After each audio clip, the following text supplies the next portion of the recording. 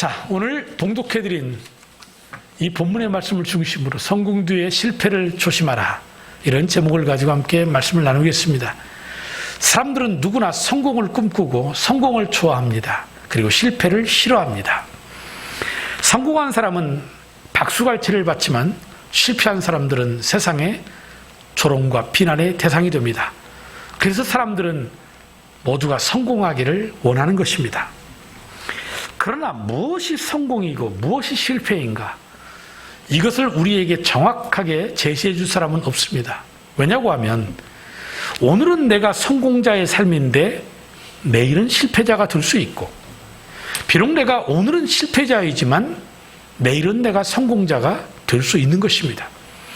그러니 세상에 영원한 성공자도 없고 영원한 실패자도 없는 것입니다. 그런데 이스라엘의 역사를 보나 우리의 역사를 보나 결국은 이 성공과 실패의 반복입니다. 다만 성공하는 사람에게는 성공하는 특징이 있고 실패하는 사람에게는 실패하는 특징이 있더라라는 것입니다. 자, 어떤 한 사업가가 믿음과 신앙으로 회사를 설립해서 사업을 시작했습니다. 새벽마다 하나님 앞에 나가서 기도하고, 기도할 때마다 하나님이 지혜를 주셔서 그 지혜를 따라 행하니 사업이 번창하고 성공을 했습니다. 이 사업가는 동남아에 수출을 하는 일을 했는데 각국에서의 반응이 너무나 좋아 이 물량이 밀려들었습니다. 그런데 얼마 가지 않아서 사업가가 크게 실패하고 주님 앞에 두 손 들고 회개하고 돌아오는 계기가 있습니다. 이 사업이 확장되면서 성공의 가도를 달리니 점점점 많은 사람을 만나야 되고 바빠지기 시작합니다. 그러다 보니 믿음으로 새벽마다 기도하고 믿음의 지혜를 따라서 행하던 모든 사업들이 점점점 이제는 하나님 앞에 나아가는 시간이 적어지고 심지어는 주일도 몇 번씩 빼먹는 이런 일들이 일어나기 시작합니다. 그리고 하나님의 방법이 아닌 세상의 방법으로 더 많은 돈을 벌고자 했다가 결국에는 오래가지 못하고 파산되고 말았던 것입니다. 이스라엘의 역사가 그렇습니다. 하나님을 의지하고 하나님을 섬길 때에는 복을 받았습니다. 그렇지만 우상을 섬기고 하나님을 떠날 때에는 실패할 수밖에 없었던 것입니다. 이제까지 우리가 이스라엘의 역사를 살펴보면서 우리가 이 점을 분명히 깨달을 수 있습니다. 이스라엘의 승리는 어떤 창과 칼에 무기의 힘에 있지 않냐고 어떤 전략이 있지 않았습니다. 오직 하나님 앞에 전적인 믿음의 순종을 할 때에 저들은 전쟁에서 승리할 수 있었던 것입니다. 여호수아도 마찬가지입니다.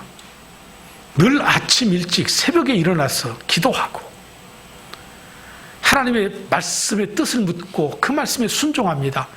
백성들도 여호수아의 말에 순종함이 함께 나아갔습니다. 할례를 행하라 그러니 상황이 이해가 되지 않지만 그 상황에서 할례 행하고, 유월절 지키라 그랬으니 유월절 지키고, 신발을 벗어라 그러니 신발을 벗었습니다. 그리고 이스라엘은 전쟁의 승패가 하나님의 손에 있다는 것을 깨닫게 된 것입니다. 그런데 지금의 상황은 성공 뒤에 실패가 찾아왔습니다. 저 큰 성 난공불락의 여리고성을 함락했는데 작은 성 아이성을 침략하다가 결국은 실패를 당한 것입니다. 이 아이성의 실패 원인이 어디에 있을까? 우리가 이렇게 분석해 볼 수 있습니다. 첫째는 교만과 자만심이라는 방심이었습니다. 신앙에서 방심은 금물입니다. 오늘 3절의 말씀을 보십시오. 그들이 여호수아에게 돌아와서 이렇게 말하였다. 모든 백성을 다 올라가게 할 필요가 없을 것 같습니다. 2,000명이나 3,000명만 올라가도 아이성을 칠 수 있습니다. 모든 백성이 그 성을 치느라고 다 수고할 필요가 없을 것 같습니다. 성 안에 있는 사람들의 수가 얼마 되지 않습니다. 여러분, 이 정탐꾼들의 이 보고가 틀린 말입니까? 아닙니다. 틀려서 패한 게 아닙니다. 저들이 말한 건 정확한 것입니다. 그런데 여리고성의 승리가 하나님께 믿음의 순종으로 얻어진 결과임에도 불구하고 저들은 여리고성의 승리 뒤에 인간의 자기 신뢰가 되었습니다. 인간의 자기 신뢰. 이것이 우리 신앙의 방심을 가져옵니다. 7장 2절에서 4절까지의 내용을 보면 이제까지 하나님 앞에 늘 머물러서 하나님께 기도하고 묻고 행하던 여호수아가 더 이상의 기도하는 모습이 나오지를 않아요. 그렇다고 여호수아가 믿음이 없는 사람은 아닐 거예요.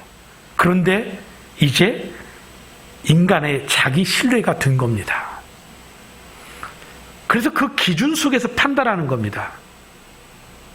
자기 경험을 바탕으로 자기를 신뢰하는 가운데, 그러니까 기도할 필요가 없는 겁니다. 물론 이 아이성 전투를 앞두고 여호수아가 지시한 일들은 전에 여리고를 점령할 때 취했던 행동과 비슷합니다. 먼저 진을 치고 정탐꾼을 보내고 그들에게 보고를 받고 그 다음에 아이성을 공격하는 이 패턴, 여리고 때와 흡사합니다. 말하자면 전에 하던 대로입니다. 그런데 차이가 있다면 이 차이일 겁니다.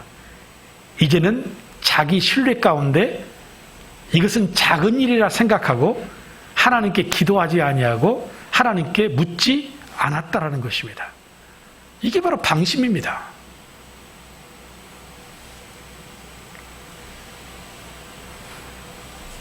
저는 이런 여호수아의 행동을 보면서 이런 생각을 했습니다. 성의 크고 작음에 따라 우리가 의지하는 것이 다르구나. 앞에서 말한 자기 신뢰가 될 때 작은 일에는 하나님께 기도하지 않아도 된다고 생각합니다. 그거 내가 해도 되는 건데 그거 가지고 그걸 기도해. 그것은 이제까지 내가 수도 없이 경험한 일들이고 경험한 것들인데, 그러다가 자신의 힘으로 할 수 없다고 생각하는 문제를 만나면 이때는 내가 기도해야지 라고 하는 겁니다. 여러분, 그러나 이것은 잘못된 겁니다. 믿음이라고 하는 것은 크고 작음에 따라 기도하고 기도하지 않는 것이 아닙니다. 믿음은 그것이 크든 작든 나의 삶의 주인이 하나님을 인정하고 그 하나님을 의지하고 하나님의 뜻에 따라 전적인 순종을 하는 것입니다. 이것이 믿음인 것입니다. 이 장면을 2절과 3절에서 우리에게 이렇게 상황을 설명해 줍니다. 이 말씀을 읽으면서 앞에서 말씀드린 것처럼 여리고성 이 함락 사건과 상황이 동일합니다. 여호수아가 여리고성을 눈앞에 두고 우선적으로 했던 일이 뭡니까? 정탐꾼들을 그곳에 보내는 거 아니었습니까? 이번에 아이성을 정탐을 시키는 겁니다. 똑같습니다. 얼마 후에 정탐꾼들이 돌아와서 보고를 합니다. 장군님, 우리가 저 성을 돌아보고 왔는데 저 성 별거 아닙니다. 우리 전 군대가 가는 거 너무나 소모적입니다. 한 2,3천 명만 보내어도 충분히 저 성을 함락시킬 수 있습니다. 2,000명 내지 3,000명. 그래도 여호수아는 2,000명 보내지 않냐고 저들이 말한, 정탐꾼들이 말한 최고의 수치 3,000명을 보내지 않습니까? 그런데 어떻게 되었습니까? 패배의 쓴 잔을 마시게 됩니다. 4절과 5절입니다. 백성 가운데에서 약 3,000명이 그리로 올라갔다. 그러나 그들은 도리어 아이성 사람들에게 패하여 도망쳐왔다. 아이성 사람은 이스라엘 사람을 36명쯤 죽이고 성문 앞에서부터 스바림까지 추격하여 배탈길에서 그들을 쳤으므로 백성의 간담이 서늘해졌다. 이 백성의 간담이 서늘해졌다. 여러분, 이거 우리 몇 주 전에 나눴던 얘기 아닙니까?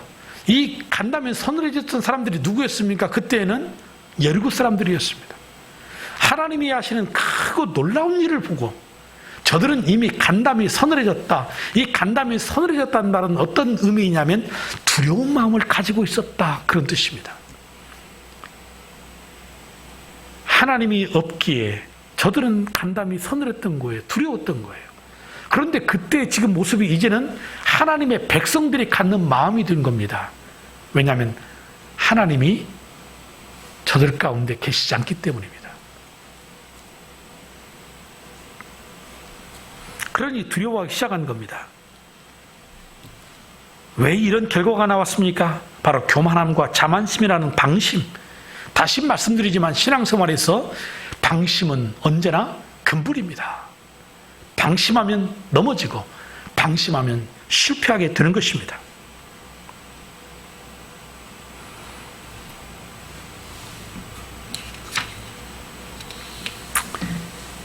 우리 역시 이렇게 방심할 수 있습니다. 인간이 갖는 절대 약점이 무엇입니까? 교만인 것입니다. 실패할 때에는 하나님을 의지하는 것 같다가 성공하면 자기 입으로 된 줄 알고 하나님께 영광 돌리는 것이 아니고 자기에게 그 의를 돌리며 사람들에게 인정받고 싶은 그 욕구, 교만인 것입니다. 그래서 우리가 교회 안에서 봉사하고 혹은 많은 일들을 감당한 뒤에 이 자기의 의를 드러내려고 하는 이 교만, 여러분은 아니라고 생각합니까? 교회에서 나름대로의 문제가 되는 사람들은 보면 누구냐면 일하지 않는 사람들 아닙니다. 다 일하는 사람들입니다. 수고하고 헌신한 사람들입니다. 아, 그래. 그러니까 앞으로 내가 교회에서 헌신하고 일하지 않을 거야. 뭐 그 말 드리는 게 아니에요.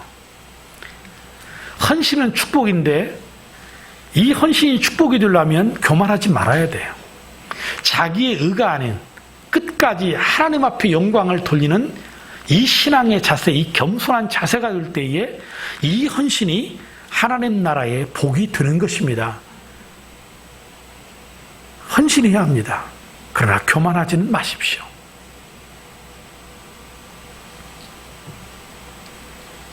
사랑하는 성도 여러분, 방심은 금물입니다.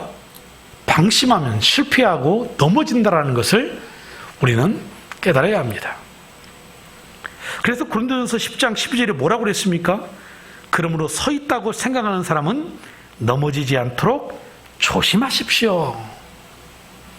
우리 사랑하는 성도 여러분들은 주님 앞에서 언제나 성공하는 성공자가 되십시오. 절대로 성공했다고 방심하지 마십시오. 끝까지 충성하시고 겸손하게 행하셔서 하나님 나라의 하늘 복받아 누리시기를 주님의 이름으로 축복합니다. 그리고 두 번째로 우리가 경계해야 할 것이 뭐냐면 탐심입니다. 하나님께서 이스라엘 백성이 패배하게 된 원인을 말씀해 주십니다. 11절로 12절입니다. 이스라엘이 죄를 지었다. 나와 맺은 언약 지키라고 명령한 그 언약을 그들이 어겼고 전멸시켜서 주께 바쳐야 할 물건을 도적질하여 가져갔으며 또한 거짓말을 하면서 그 물건들을 자기들의 재산으로 만들었다. 그래서 이스라엘 자손은 원수를 대적할 수 없었고 원수 앞에서 패하여 물러섰다. 그들이 자청하여 저주를 불러들여서 그들 스스로가 전멸시켜야 할 물건이 되었기 때문이다. 너희들 가운데에서 전멸시켜 주께 바쳐야 할 물건을 없애지 아니하면 내가 다시는 너희와 함께 있지 않겠다. 여기서 반복되는 단어가 있습니다. 뭔지 아십니까? 바쳐진 물건이라는 겁니다. 하나님 앞에 구별되이 하나님 앞에 바쳐진 물건, 이것을 우리가 히브리의 단어로 헤렘이라는 단어를 쓰는데 이 헤렘, 이것은 구별하다, 분별해 놓다, 그런 뜻입니다. 그래서 이 말을 정확히 말하면 하나님의 것으로 목지어졌다, 하나님의 것이다라는 겁니다. 헤렘. 하나님은 여리고 성에서부터 얻은 것은 모두 하나님의 것으로 구별했습니다. 그러므로 여호수아는 이러한 하나님의 말씀을 먼저 기억해야 했습니다. 그리고 그 백성들에게 이 하나님의 명령을 지키도록 했어야 했습니다. 그런데 어떤 일이 벌어집니까? 1절 보십시오. 이스라엘 자손이 전멸시켜서 주께 바쳐야 할 물건들을 잘못 다루었다. 구별된 하나님의 것을 잘못 다루었다. 그러면서 구체적으로 말합니다. 유다 지파에서 세라의 증손이요 삽디의 손자요 갈미의 아들인 아간이 전멸시켜서 주께 바쳐야 할 물건을 가져갔기 때문에 주께서 이스라엘 자손들에게 진노하셨다라고 말합니다.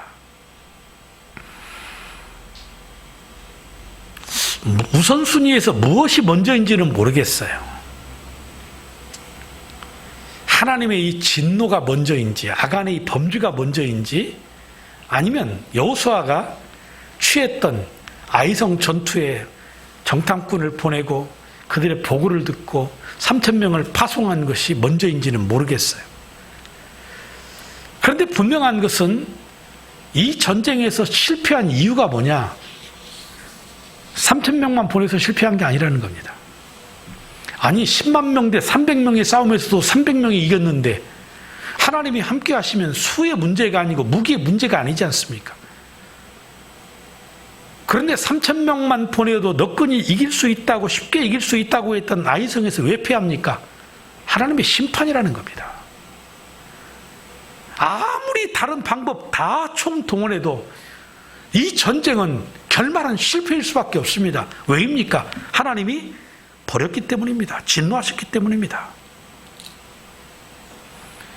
그리고 하나님의 그 진노의 원인이 아간이라는 사람의 범죄라는 겁니다. 한 사람의 범죄가 얼마나 무서운 하나님의 선언을 가지고 오는지를 우리가 볼 수 있는 겁니다. 그래서 11절로 12절을 보십시오. 이스라엘이 죄를 지었다.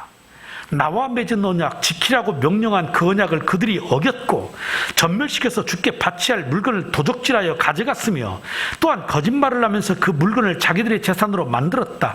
그래서 이스라엘 자손은 원수를 대적할 수 없었고 원수 앞에서 패하여 물러섰다. 그들이 자청하여 저주를 불려들여서 그들 스스로가 전멸시켜야 할 물건이 되었기 때문이다. 너희들 가운데에서 전멸시켜 주께 바쳐야 할 물건을 없애지 아니하면 내가 다시는 너희와 함께 있지 않겠다. 여러분, 하나님의 심판의 결과가 뭐예요? 내가 너희와 함께 있지 않겠다라는 거 아닙니까? 하나님이 함께하지 않는데 어떻게 승리합니까? 어떻게 성공하는 인생의 삶을 살 수 있습니까? 설령 세상적인 방법으로 세상의 사람들이 볼 때 성공이라고 하더라도 하나님이 너는 성공 아니야 라고 하면 성공 아닌 겁니다. 반면에 세상 사람들이 나를 보고 너는 실패했어라고 말할지 모르겠지만 하나님이 너는 실패한 사람 아니야 라고 말하면 나는 성공자인 겁니다. 성공과 실패의 기준이 하나님에게 있는 거지 사람에게 있지 않습니다. 하나님이 함께 하시면 승리하는 것이요 하나님이 함께하지 아니하면 실패할 수밖에 없습니다. 그런데 하나님이 지금 뭐라고 말했습니까? 내가 다시는 너희와 함께 있지 않겠다. 여러분 성경을 보세요. 하나님의 마음이 뭡니까? 언제나 하나님이 하신 말씀이 뭐예요? 내가 너와 함께 하겠다. 두려워 말라 놀라지 말아라. 여호수아 1장 9절을 보십시오. 여호수아를 세워서 약속의 땅에 들어가게 하실 때에도 뭐라고 그랬습니까? 내가 너에게 굳세고 용감하라고 명하지 않았느냐? 너는 두려워하거나 낙심하지 말아라. 내가 어디로 가든지 주 너희의 주 나 하나님이 함께 있겠다라고 말씀하셨습니다. 이 여호수아와 하나님이 함께 하시니 어떤 결과가 맺힙니까? 6장 27절입니다. 주께서 여호수아와 함께 계셨으므로 그의 명성이 온 땅에 두루 퍼졌다. 성공의 인생을 산 겁니다. 여호수아가. 하나님이 함께 해주심으로. 그런데 지금 하나님께서 뭐라고 말씀하세요? 내가 다시는 너희와 함께 있지 않겠다라고 선언한 것입니다. 하나님이 여호수아와 이스라엘 백성들과 함께하지 않는다면 그들이 광야 40년 저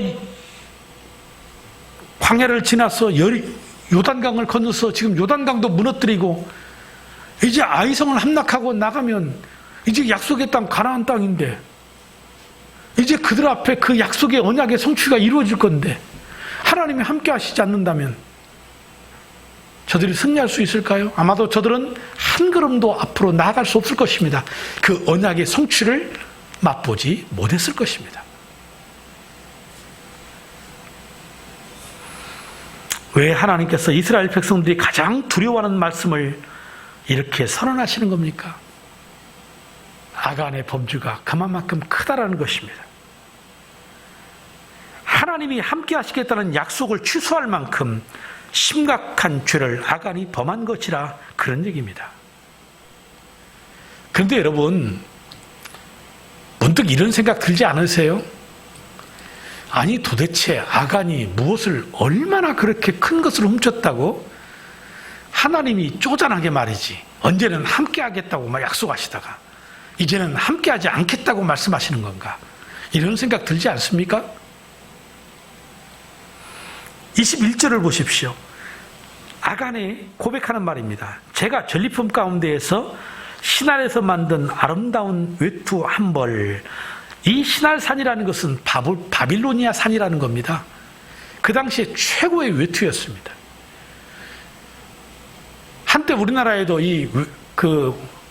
모피 열풍이 불었죠. 밍크코트. 바짝바짝 빈다는 밍크코트. 막 귀부인처럼. 요즘은 진짜 돈 있는 사람들은 그거 안 입습니다. 촌스럽다고 안 입고 이제 동물 보호단체에서 반발합니다. 근데 그 당시에 이 신할산 외투, 바빌로니아산 외투가 그렇게 좋은 코트였답니다. 그래도 그렇지 그 코트 한 벌에. 그리고 그 다음에 나오는 은 200세겔과 50세겔에 나가는 금덩이 하나를 보고 탐이 나서 가져갔습니다. 보십시오. 그 물건들을 저희의 장막 안 땅속에 감추어 두었는데 은을 맨 밑에 두었습니다라고 그랬어요. 그래요. 금덩이, 은덩이 귀하지요. 그런데 그게 얼마나 된다고요?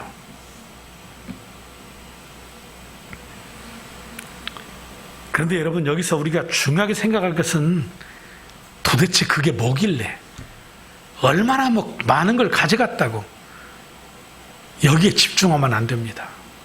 그게 중요한 게 아닙니다.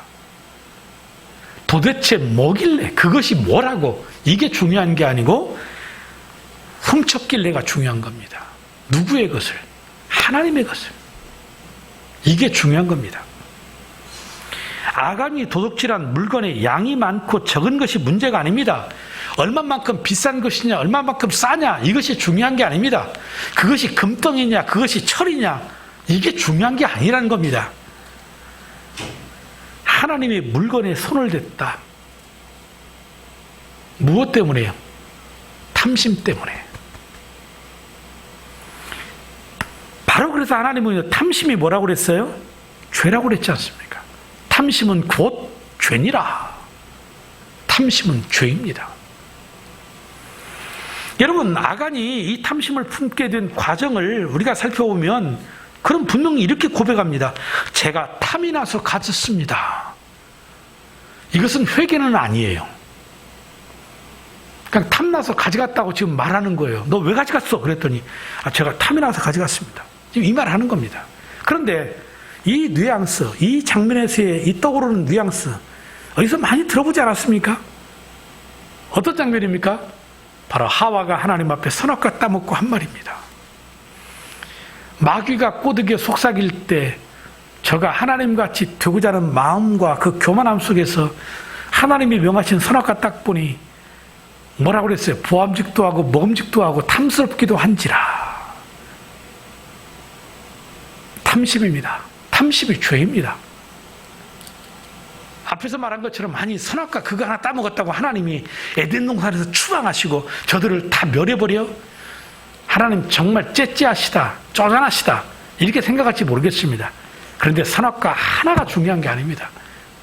그 선악과 속에 담긴 그 언약, 하나님의 백성으로서 그 언약, 그 명령 지키면 선악과 하나뿐만이 아니고 이걸 제외한 세상의 모든 것을 다 누릴 수 있는 축복을 주신 하나님이시잖아요. 아니 이 큰 축복 받았는데 역으로 생각하면 째째하게 그 선악과 하나 그것마저 따먹고 싶다고 덤벼? 그래서 이 선악과가 하나냐 10개가 중요한 게 아니고 하나님과의 언약을 깨뜨렸다라는 것이죠. 이것이 문제인 것입니다. 그래서 창세기 3장 6절에 분명히 말합니다. 여자가 그 나무의 열매를 보니 먹음직도 하고 포함직도 하였다. 그뿐만 아니라 사람을 슬기롭게 할 만큼 탐스럽기도 한 나무였다. 아간의 경우도 마찬가지입니다. 말씀드린 것처럼 사람에 따라 다르겠지만 이스라엘의 공동체의 의미 속에서 본다고 한다면 한 사람의 범죄이고 그저 밍크코트 한 벌에 금덩이 은덩이 좀 숨긴 것밖에 없습니다. 하지만 중요한 것은 약속의 땅에서 결코 허용되어서 안 될 엄청난 죄, 그 불순종의 죄. 이것은 단순한 결국 개인의 한 사람의 문제로 끝나는 문제가 아니기 때문에 그런 겁니다.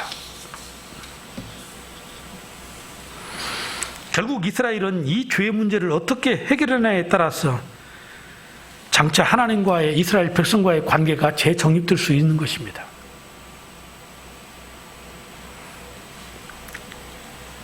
그런데 안타까운 게 무엇입니까? 14절로 15절을 보십시오. 너희는 아침에 지파별로 나오너라. 주께서 주사위로 뽑으신 지파는 가문별로 가까이 나오고 주께서 주사위로 뽑으신 가문은 집안별로 가까이 나오고 또한 주께서 주사위로 뽑으신 집안은 장정별로 가까이 나오느라. 전멸시켜서 주께 바쳐야 할 물건을 가져간 사람이 주사위로 뽑히면 그에게 딸린 모든 것과 함께 그를 불에 태우겠다. 그가 주의 언약을 어기고 이스라엘에서 수치스러운 일을 저질렀기 때문이다. 자, 문제를 해결해 갑니다. 하나님의 방법이 제비 뽑는 것입니다. 아니 그런데 뭐하러 이렇게 복잡하게 하시는지 모르겠어요. 하나님이 지금 누가 가져간 일을 몰라서 이러는 겁니까? 다 불러놓고 내가 3번 쓸 때 나와라. 안 나오면 죽는다. 하나, 둘. 하나님 알고 계세요. 그런데 하나님의 의도가 뭘까? 왜 이 제법 뽑기 방식을 통해서 주사위 던져서 12지파 중에 한 지파, 그 지파 중에서 한 족속, 그 족속 중에서 장정들, 왜 하나님은 이런 과정을 두실까요? 왜 이런 수고를 하시는 걸까요? 바로 한 사람 아간의 범죄가 공동체의 문제라는 것을, 공동체의 범죄라는 것을 하나님은 여기시는 겁니다. 공동체로 여기는 겁니다. 공동체의 범죄로. 마치 상황을 확대시키는 것 같습니다. 그리고 아간 한 사람만 처벌하는 것이 아니고 결국은 그에 딸린 가족들, 가축들까지 다 함께 심판을 받습니다. 24절을 보십시오. 여호수아는 세라의 아들 아간과 그 은과 외투와 금덩이와 그 아들들과 딸들과 소들과 나귀들과 양들과 장막과 그에게 딸린 모든 것을 이끌고 악을 골짜기로 갔으며 온 이스라엘 백성도 그와 함께 갔다. 여러분, 바로 여기서 중요한 메시지가 그겁니다. 아간의 범죄가 실제로 공동체의 범죄가 되었다는 것입니다. 만약에 이 일을 적당히 덮어두고 지나갔다면 어떻게 되었을까? 아마도 모든 사람들이 그랬을 겁니다. 저 정도는 괜찮구나. 저 정도는 하나님의 말씀에 어겨도 괜찮네. 저 집사님 저 정도 죄를 짓고도 저렇게 잘 사네? 하나님은 저 정도는 봐주는가 보다. 이것이 삽시간에 마치 들판에 불이 번지듯이 다른 장막으로 이스라엘 공동체 안으로 순식간에 번져갈 것입니다. 이 죄의 전염성을 생각해 보면 이 일은 결국 가볍게 취급할 문제가 아니라는 것입니다. 그래서 하나님은 이 공동체에게 이 문제를 신속하고 정확하게 판단해서 이 이스라엘의 민족의 공동체, 하나님 앞에서의 공동체를 거룩하게 하라는 겁니다. 그래서 너희를 스스로 성결케 해라. 성결, 거룩의 전쟁이다 라고 말했던 이유가 여기에 있지 않습니까? 그런데 정말로 안타까운 게 그거예요. 이게 죄의 속성인데 여러분 생각해 보십시오. 12지파 중에 유다지파가 뽑혔을 때 이 아간은 어떤 생각을 했어야 할까요? 하나님 앞에 나와서 하나님 제가 잘못했어요 라고 말해야 되잖아요. 아마도 그랬을 겁니다. 어떻게 이 유다 지파가 뽑혔지? 우리 지파가 뽑혔지? 자, 그러면 유다 지파가 뽑힌 다음에 그 중에 세라 족속이 딱 뽑힙니다. 아니, 어떻게 우리 족속이 뽑혔지?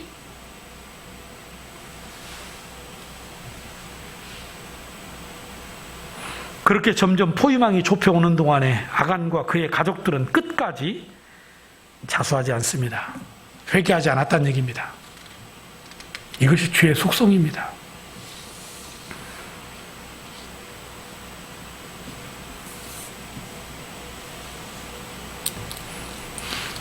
여러분, 거룩한 사람이 하나님 나라에 갑니까? 거룩하게 여김받은 사람이 하나님 나라에 갑니까? 그 말이 그 말 같지만 거룩한 사람은 없습니다. 모든 사람이 죄를 범하였음에 하나님의 영광에 이르지 못하더라. 뭐 아간이나 나나 따지고 보면 내 안에 있는 탐심을 생각하면 뭐 겁안 뭐 다를 법 뭐 있겠어요. 세상에 금덩이 안 좋아하는 사람이 있을까요? 그런데 이 탐심의 위험성을 알기에 황금을 보기를 돌같이라는 말이 생긴 이유가 그거 아니겠어요? 탐심이 가져오는 참극, 탐심이 가져오는 비극이 무엇인지를 너무나 잘 아니까. 근데 이 아간의 탐심이 결국은 공동체의 위기를 불러왔다라는 겁니다.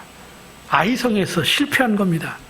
당연히 성공해야 될 싸움에서 실패를 경험함으로 말미암아 다시금 하나님의 거룩을 생각하는 겁니다.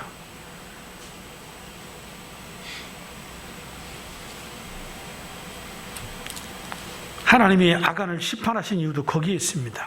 25절로 26절을 보면 여호수아가 말하였다. 너는 어찌하여 우리를 괴롭게 하느냐. 오늘 주께서 너를 괴롭히실 것이다.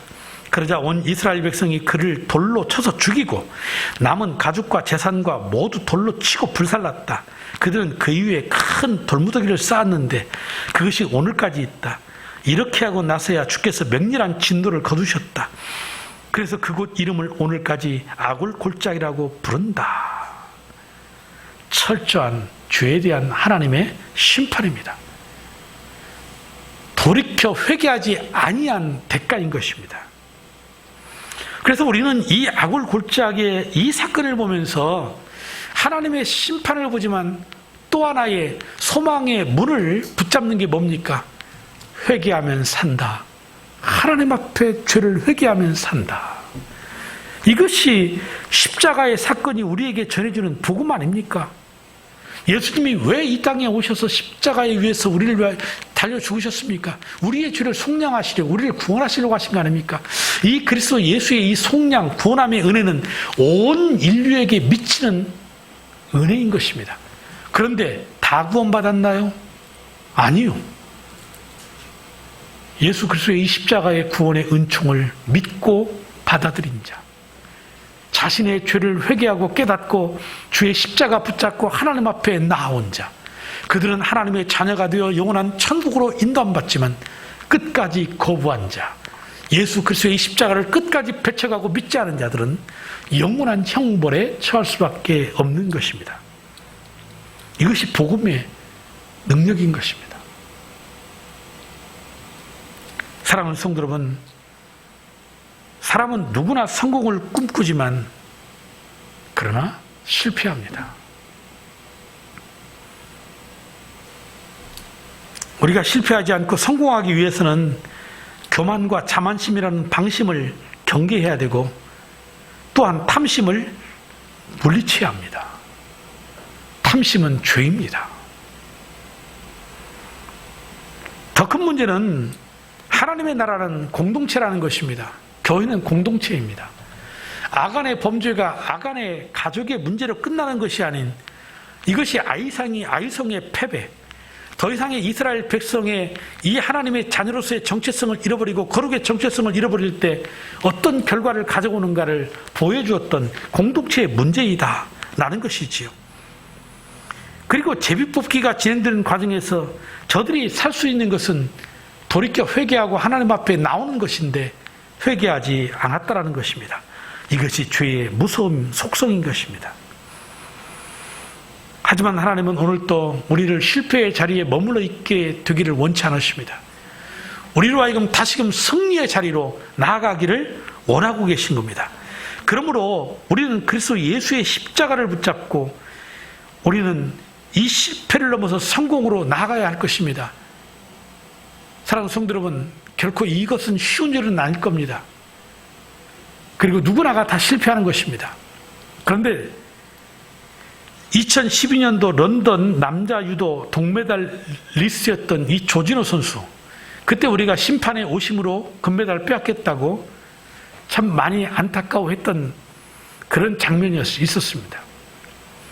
근데 이 조진호 선수가 나중에 에세이를 쓰면서 어떤 에세이집을 썼느냐면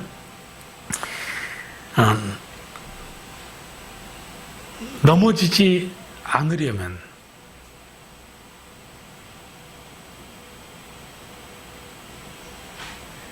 그 말은 이런 뜻인 것 같아요. 유도라는 것은 수도 없이 넘어지잖아요. 엎어치기 넘어치기 해야 되잖아요. 그러면서 인생이라는 것은 결국은 다 누구나 넘어질 수밖에 없다. 그런데 넘어지지 않으려고 발버둥 치기보다는 넘어지더라도 잘 넘어지자. 핵심은 거기에 있습니다. 잘 넘어지는 방법. 똑같이 넘어졌는데 한 사람은 넘어져서 인생이 끝나요. 그런데 한 사람은 툴툴 털고 다시 일어나서 또 성공을 향해 도전하는 거예요. 사랑하는 성도 여러분, 실패해도 괜찮습니다. 다시 일어서면 됩니다. 십자가 붙잡고 주님 앞에 나아가 회개하고 다시 살아가면 됩니다. 하나님은 우리와 영원히 함께 하시겠다고 약속하십니다. 저는 그래서 우리 성도 여러분들이 오늘 인생을 살아가면서 정말 성공하는 인생 되기를 바랍니다. 하지만 성공 뒤에 실패에 있다는 걸 깨달으십시오. 그래서 조심할 거 조심합시다. 혹여 그럴지라도 우리도 넘어지는 삶이 된다면 그래도 포기하지 맙시다. 회개합시다. 다시 일어섭시다. 십자가 붙잡고 나아가 정말 승리하는 인생의 삶을 사십시다. 이런 축복이 저와 여러분에게 있기를 주님의 이름으로 축복합니다.